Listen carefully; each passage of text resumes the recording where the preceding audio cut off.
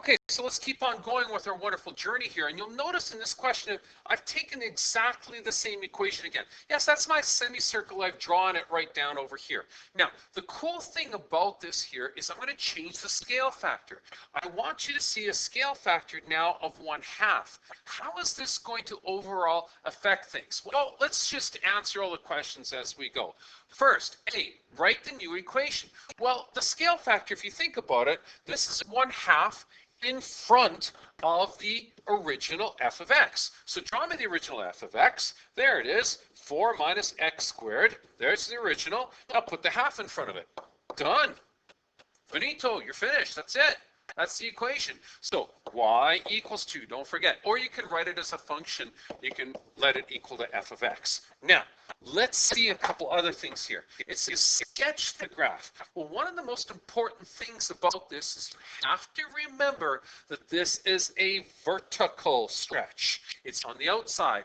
It actually is not with the x, it's with the y. So, whoa, let's take a look. So that means all of the y coordinates are going to be affected. They're all going to be stretched by a factor of 1/2. Well, let's go take a look at the graph and let's see how it works. Okay, first one is right here. Remember this coordinate? That's -2, 0. There's the y coordinate. We're going to multiply that by 1/2, and lo and behold, nothing happens, right? Nothing happens. It stays there at 0. Invariant point. There you go. It's an invariant point, and you happen to have another invariant point all the way out here, because that's 2, 0. And if you multiply the y coordinate by 1/2 again, guess what? That still stays at 0. But remember this coordinate right up here? That was 0, 2.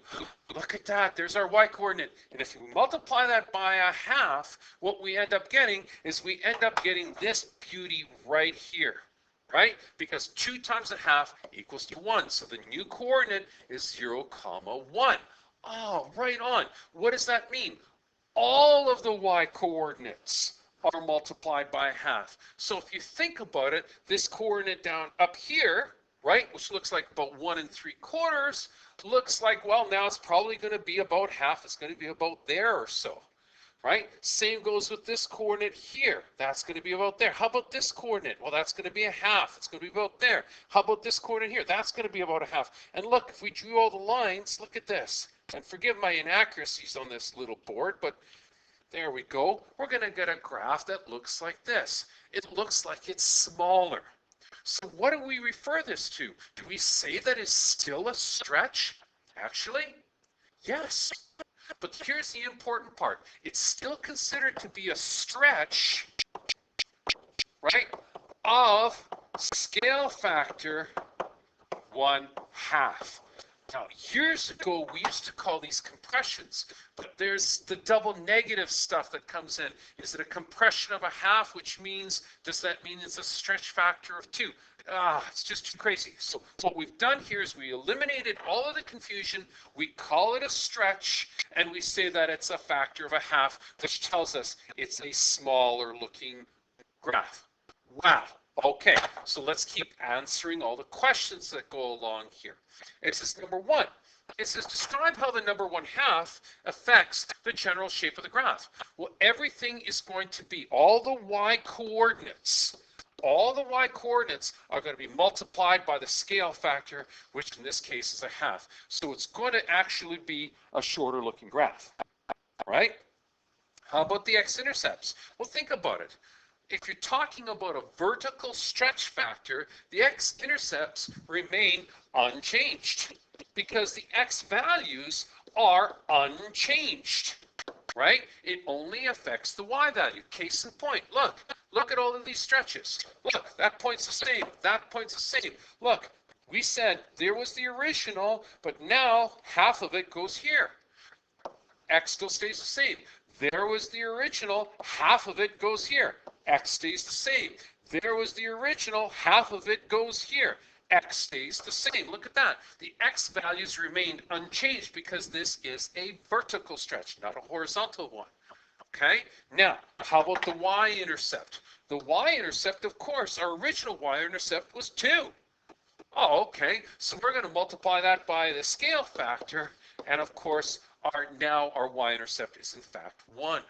So being that the y is a y value and we're doing a vertical stretch, of course it's going to affect our y-intercept. Now, it says here that can you use VARS to show you this graph on your TI-83 calculator? Of course you can. I just happen to have it handy right here. I've got the square root of 4 minus x squared in there. I know I'm going to have to multiply the y1. I'm going to have to multiply this guy by 1/2. Okay, so what we're going to do is we're going to put in 1/2. So 1 divided by 2, or you could have went in and said, oh, hey, I want to use that fraction thing that you used earlier. Okay, watch. Alpha 1 fraction, which is numerator over denominator. There's 1 over 2. Oh, how pretty is that? Look at that. And now we have to put in the y1 VARS thing. Okay, so if you use a new calculator, it's alpha f4 y1. There it is. And it should give us, keep our fingers crossed when we hit graph, that beautiful new graph. Let's check it out. And it does. Look at that. Oh, what a beauty it is. Remember, this was at 2. Times it by 1/2. Sure enough, that's at 1. Now, you're probably saying, well, wait a second. Where is everything? Why does mine not look like this? One of the reasons why is because I changed the window settings to look like that. Because I got rid of a lot of the other stuff. What's the point of stretching it out that much? I want to concentrate just on that little section of the graph. So that's why my graph looks the way it does. Okay, so let's continue on here. The next step, what's going to happen if I throw in a negative?